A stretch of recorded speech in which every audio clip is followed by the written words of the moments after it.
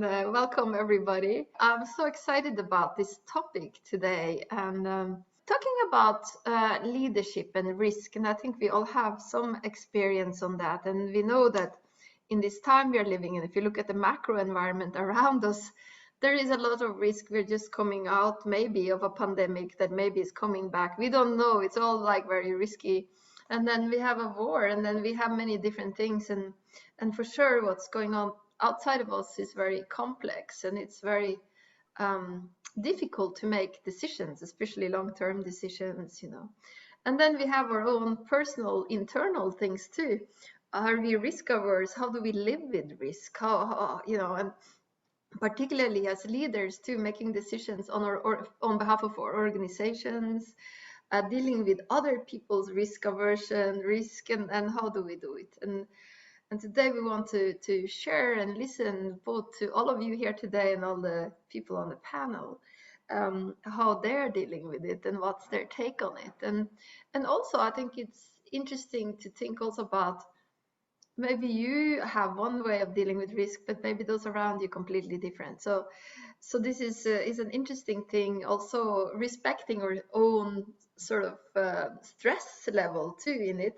And at the same time, like I had the other day, I was thinking, oh God, I'm going out to an in-person event, haven't been in a long time. And I felt even just like a little bit risk taking in even what to put on, because after being on the screen only for events, it felt like a risk. But those are the type of risk you have to kick yourself in the butt and get going and go out. But there are other risks that are more risky, like investing in a hotel for an event when maybe are we going to be able to meet, and this type of things. And that is just in my little world, but in your world, I'm sure you have many other experiences. And also it's a time where I think many people are feeling very much, we need to do things in collaboration, we need to help each other. And this is coming up so much. I was in an event earlier this morning where there was both a woman from Afghanistan and one from Ukraine that had come. And then I thought, oh God, we almost forgot about Afghanistan now when Ukraine came up. And I thought, oh, this is, terrible. But also the incredible humanity that's emerging among so many people wishing to help each other. And that also goes for many, whether you are from one of these countries or just here anywhere else on the planet, we need to help each other in this time. So that's some of the key things I think for us as women and the men who wants to be part of this creating a world that works for all. So today we have some really amazing people with us, and I'd like to introduce one by one before we go into the discussion. We have with us Hajar el Haddoui, and she's the Senior Director in Switzerland of NTT, which is a Japanese company. And as she says, alongside her side job as an advisor and consultant, this is then her main job. She's been a senior manager in Swisscom, and she's been in the IT industry for more than 15 years. She had global and regional roles focusing on corporate strategies, transformation, change, innovation, both in Switzerland and Canada. And she has an MBA degree from IMD and a law background and many, many different things. And she's very passionate in creating inclusive and empathetic work environments. So we are very happy to welcome Hajar. And our next speaker is Misel Ahom, and she's the Global Director of Diversity and Inclusion at Bayersdorf. And she's based in Hamburg in Germany. And prior to this role, she was also head of global marketing director of healthcare. And she spent also 13 years in GlaxoSmithKline before going to Bayersdorf, also in different marketing roles. So she has more than 20 years of innovation and international marketing experience. So having changed to D&I, we want to hear all about that in seconds. And our third speaker here today is Rhonda Fletcher-Leonetti, and she's Talent and Learning Development Manager at Sika. And she's dedicated her career to elevating individuals, leaders, and team performance through the creation and deployment of innovative and best-in-class talent development and diversity, equity, and inclusion program. She's been a very long time in HP and recently in this new job. And she studied in London and in Washington and has a master's degree and is passionate about many different things, including yoga. And she's also a yoga instructor. And she lives now in Switzerland. So I would like to ask, let's start with Hajar. Hajar, what does leading mean for you? Being, leadership, including leading yourself in this time of increased complexity. Well, thanks for inviting me. I'm very, very delighted to be here with this amazing panel and audience. Thanks, Kristin. And thanks also for asking these questions. For me, it's leading is not making the inevitable, happen, but otherwise what will not happen means I'm not here to continue progress or to do improvement. I'm here to transform, and transforming for me means a lot, including improving also a learning journey for people journey, but also being strategically savvy, organizational savvy, and also self-managing is critical. And self-managing for me means also being a container for the others, being a container or containing my own emotion, and letting go. Letting go means prioritizing also, and prioritizing what is important for the organization, what is important for the client, the business, but also most importantly for the people, and which impact we want to give there. And this is for me crucial, because it's not about a goal, it's about an expanded purpose. Yeah, wow, that's so exciting. And also this first part, you say that what would happen if you were not there? The inevitable. That's to have a real purpose for being present. Absolutely. Very exciting. Rhonda, can we hear from you? What does leadership mean for you? Leadership, so it's complex. To lead, really. What does it mean to lead? Yeah, so leading, I always think about the book called The Science of Yoga, and it talks about finding your edge, right? So finding that edge where you're teetering between your comfort zone and feeling scared. And we know that if you can stretch out of your comfort zone, neuroscience, just by 10%, it actually changes your neural pathways and you get smarter. So every day, are you pushing yourself? Are you stretching out of your comfort zone? And are you feeling a little uncomfortable or a lot uncomfortable? It's probably good, challenging yourself and holding yourself accountable. And that was hard during the pandemic, Kristin. Like we all, we were like all hanging out in our comfort zone way too much. And so I think now as the world reopens, it's scary. Like I'm going to a public event. I don't know how to dress myself, right? So exactly. We're all everything old is new again. It's a very interesting time. And also interesting what you say about challenging yourself a little bit and finding that balance, because maybe we needed to cocoon a little bit for a while, but it's finding that incredible balance also. Exactly. Very interesting, Rhonda. How about you, Misel? What does it mean to lead for you?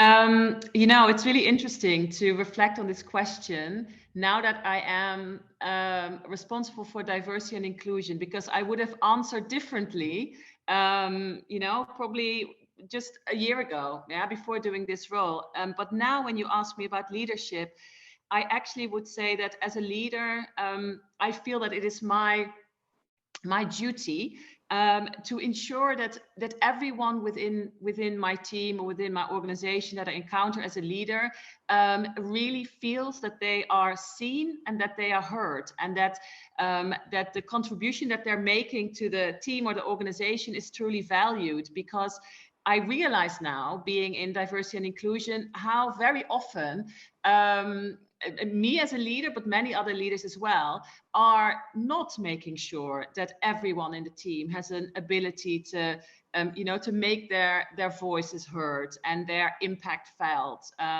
And so this is for me a really important aspect of leadership that perhaps I was not as aware of. And it means as a leader that I need to be a really active listener who demonstrates a lot of empathy and curiosity, because people are so different, and this is not necessarily something that comes natural to people, you know, to really seek out that difference and try and understand it, so that everyone really can have the biggest impact. And I loved what Rhonda was saying about, you know, stretching yourself out into the outside of your comfort zone, because it makes me realize that as a leader, it's also my responsibility to ensure that people feel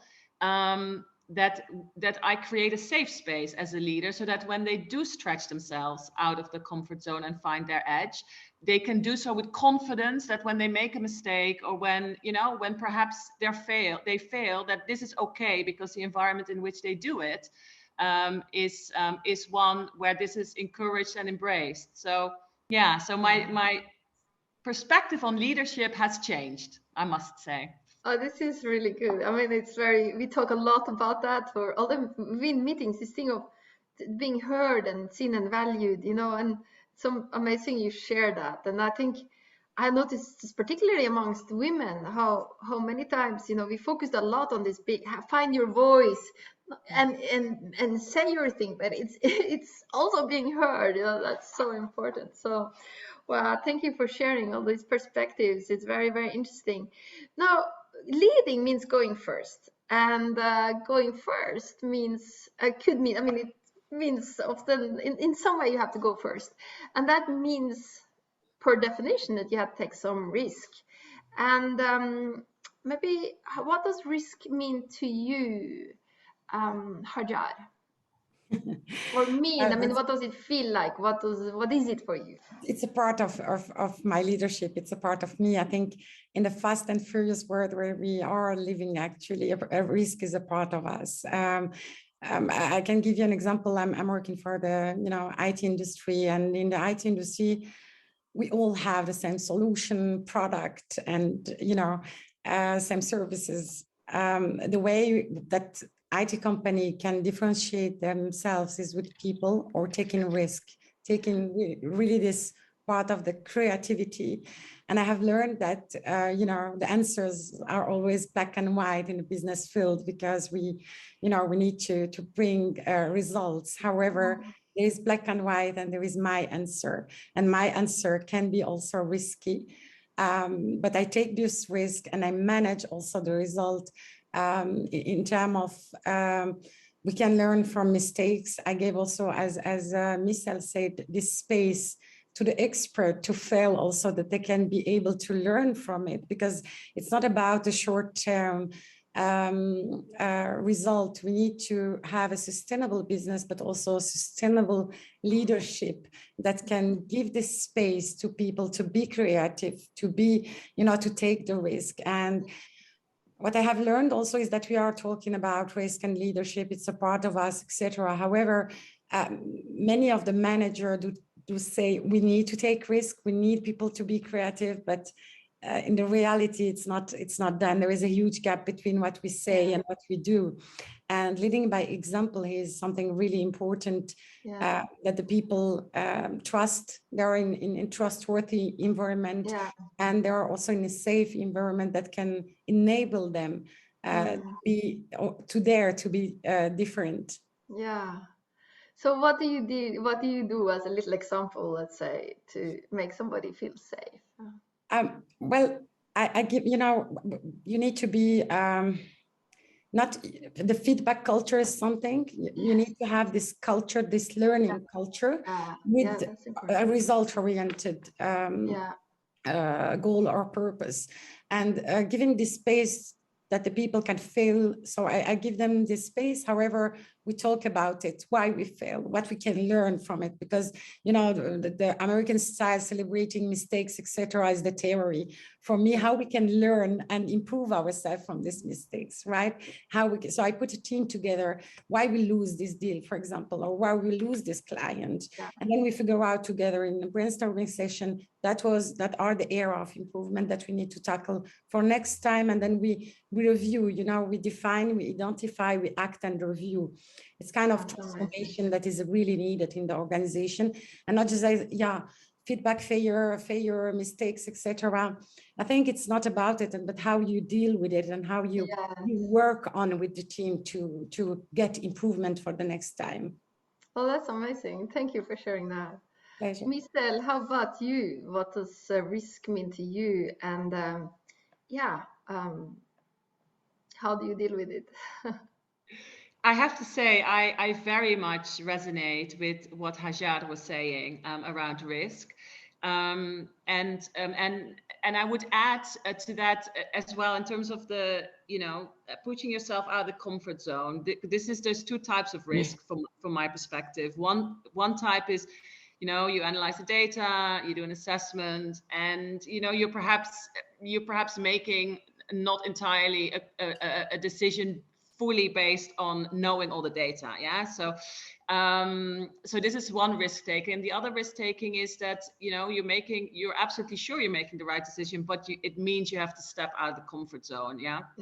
And so I really agree with Hajar on that. And I think that for me, as a result, risk taking is also really closely linked to, on the one hand, courage. So I think that we need to be courageous as individuals in order to want to push ourselves out of the comfort zone, to take that risk on, and be prepared also to deal with the consequences when perhaps that risk does not always lead to the best results. But again, as Hajar said, when you then have a safe environment, when you do a review, when you don't say, who made that mistake, but why did we make that mistake and how can we learn from it and improve, I think is super important. And the other topic around risk, which is really important for me, is that, and again, linking back to sort of diversity, is, is to also make sure that you get feedback from people that are very different to you, that have different backgrounds, different experiences, different perspectives, because they will also shed very different light as a result on the risk, and therefore give you a more comprehensive, more complete approach to taking that risk. So I think this is also for me very important. Oh, that's great you mentioned that. They see also that there can be different risk taking and risk aversion from between women and men too. So if you have more mix of gender in a team, you get a more healthy risk taking. Number of studies on that thing. So it's very interesting. Thank you for sharing that. Rhonda, how about you? What does risk mean to you, and how do you deal with it? Risk to me means having psychological safety. And I think that Hajar and Misel, everybody's talked about that in a different way. So if you have psychological safety at work, you can bring your whole self to work, you can innovate, you can take risks. If you know that your manager or your leader has your back, when you make a mistake, they don't yell at you. And when I work with leaders, they'll say, oh, no, I get it. And I'll say, there was a video recorder on you. Somebody was taping you with their iPhone and was watching you react to when your employees made a mistake. What would it show, right? Like, that's the truth. On a good day, it's great, but on a bad day, how are you showing up? So if you are working in an environment where you feel like there's trust, there's that psychological safety, you will show up bigger and better. Also personally, right? Like, my husband and I rock climb. And so there's been times in our relationship when I couldn't even go up the wall because he was belaying me and we were having some issues, right? Whereas if everything's good, I'll do all kinds of crazy stuff because I know he's got my rope, right? And so that type of psychological safety is fundamental to taking risk. Does that make sense? Yeah, absolutely. And I think this is also, when you think about this external environment we are living in right now, it makes everybody quite easily go into a little bit of anxiety also. I mean, you read about this now, it's increased number of stress and so on.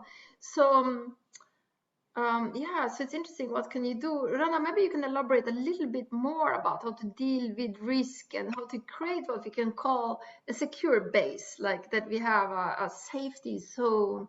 What can we do when the world around us can be quite complex and continuously and acceleratingly changing? Right. I mean, for me, I meditate. Like, I do that daily. Like, that self-care, folks, whatever it is for you, yoga, meditation, you need to establish that foundation for yourself. in relationships, you need to, like Misel and Hajar both said, feedback, asking for feedback, having those honest, tough conversations establishes deep bonds and connections so that you can move forward.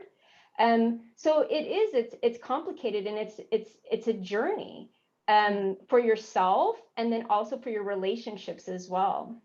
Yeah. And for others, like thinking about somebody, we talked about, differentiating diversity. You might be with somebody in an environment where they may not be as extroverted. So are you creating a safe space for them? Hajar, I've noticed that you were being interrupted. I'd love to hear from you. And the beautiful thing about inclusion is that when you start doing it, other people will start feeling safe to do it too, and you will begin to create this culture in your workspace. So honoring, knowing that not everybody has that speak up extroverted style, but making sure that you're watching the dynamics so that everybody's included. And when you do that, you're creating a psychologically safe base. Well, thank you for sharing that and that example, because that's I think it's even more important now because of all the different changes. And Misel, you work, and you said you are now working with so many different people and actively also doing that. So share a bit, how do you deal with this concept of creating a secure base, so that people feel safe to take risk and speak up and share and innovate? I mean, to be honest, I have to say I love listening to Rhonda, because I think she already answered that question really well. And what I would add to that indeed is that I think, you have to be aware that different people deal with risk very differently. We are going at the moment through quite a big transformation as an organization. And it's very interesting to observe the reactions of people. There are some people that say, oh my God, this is amazing. I'm so excited to see what's happening, what's going to change and how we're going to deal with it. And I can't wait to jump into the unknown. And then you have people that are quite paralyzed by the changes that are coming and the fact that they don't know exactly what the future holds. And I think this is the same with risk taking, because different people approach risk also very differently, and we need to be aware of that. And I remember when, I'm Dutch, I'm from Holland. And when I moved to Germany, to Hamburg 8 years ago, and started working here in Hamburg, my boss at the time happened to be Dutch, so it's quite a coincidence. And then he said to me, Misel, just one thing that I want to tell you, working with the Germans, and by the way, not to insult any of the Germans on the call, but he said, Germany has the highest kind of amount of insurance per head of the population in the world. And that shows you about the attitude to risk of the German, so to say, or he took it very collectively. But it was interesting to me knowing that, because it made me realize that, I'm a person that I jump into the unknown quite happily and easily. And I realized that, that's not the case for everyone. And I think as a result, it is important that when you are taking a risk, collectively as a team, or if you are asking individuals to take a risk, how can you ensure that you create an environment, indeed, as Rhonda said, where people feel the psychological safety to take that risk and they feel comfortable taking that risk? And different people, as a result, need also different reassurances, and I think this is important to understand. Different people feel comfortable in different ways when it comes to risk taking. And this is something that we should ensure that we provide. That we have a differentiated approach and not assume that just because this is how you're dealing with a risk, everyone deals with a risk in that way. Yeah. Cool. Thank you. Hajar, how about you? How do you mentioned a little bit that feedback culture you're creating. What else can you do to create more even secure base for yourself too, actually, and others in this environment we are right now?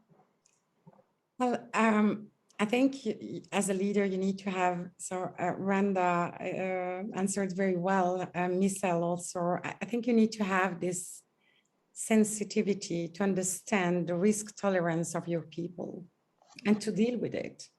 How, there is people that are quiet in the box, they don't want to take this risk, because how you can encourage them, how you can give them this safe space, how you can understand also the tolerance that they have, and how, you know, I always said, you need to understand your audience, you need to communicate and to give them the message that they want to get.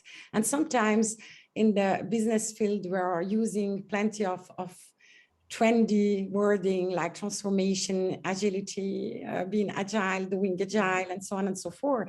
But at some point, we don't articulate it like the way that the people need to get it. What is transformation meaning? What is the impact for you, for the organization? What is the value? Yeah.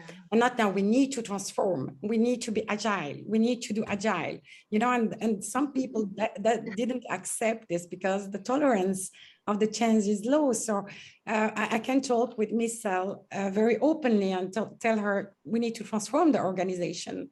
However, with one of my employees, I need to get not transformation, not this trendy word that are busy and mean for him directly cost saving and change, but tell him what is the added value for you as an individual, what is the added value for us as a team and as a business and for the clients. So you need to talk the same language of your language. Yeah. A good leader is a good listener, and communication is key in crisis, in risk-taking, in change environment. And I think we need to communicate better with our audience, respectively, employee, team member, client, etc., etc.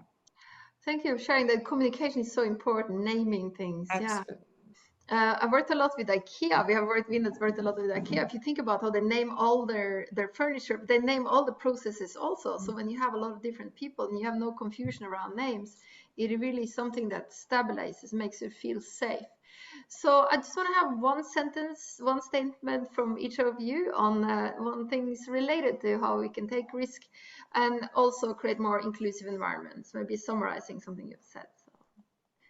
Hajar, maybe you go, because if you have one more thing you want to say. One sentence, I think we need to dare to be different, to dare to be unique, to dare to be ourselves, to dare to encourage people, to listen to them. And leadership is not just about, bringing a result, using this trendy word inside out, but understanding your organization, understanding your people, and what the need of the business is, that you can lead those people to success, because people can do the extra mile only if they have this sense of belonging to a successful community. Yeah. And this sense of belonging, I think only the leaders can create it. Yeah. And I strongly believe that we need to change to this era of giving the sense of belonging, that people can do the extra mile and take the risk. Thank you, daring. Rhonda, one last thing from you, and just quick. Really quickly, I would just encourage people to reflect on their biggest learnings and achievements in life. And it was probably when you took your greatest risk. And so keep pushing, finding that edge, and also be a role model, right? So we're inspired by being around people who are also role modeling risk taking. And then, of course, we're all custodians of creating a psychologically safe culture and environment. So, take care of each other as well. Thank you, Rhonda. Awesome. Misel, please, one sentence from you. Let me build on that, because I completely agree. I think the biggest barrier to risk is the reluctance of people to leave their comfort zone. But the greatest opportunity to learn and grow is when you do leave your comfort zone. So I would also say, go for it, take the jump and think, what's the worst thing that can happen? What is the worst thing that can happen? Very often, there isn't that much bad that can happen, Thank you, ladies. It's so awesome to hear. And I think all these interesting things and what we can push each other, also reaching out to people that are a little bit different than us every day on purpose, because the little extra effort, somebody a lot older than you, somebody a lot younger, somebody from a different country, somebody speak another language, and do something you haven't done before too. every day, a little bit, and off we go, and with a big heart and generosity to others and yourself. Often we are critical to ourselves, so this big heart of ours also include yourself in the equation. Thank you very much, and off we go to the next thing. Thank you, Hajar, Misel, and Rhonda. And you. please Pleasure. Thank you. Thanks all. thank you.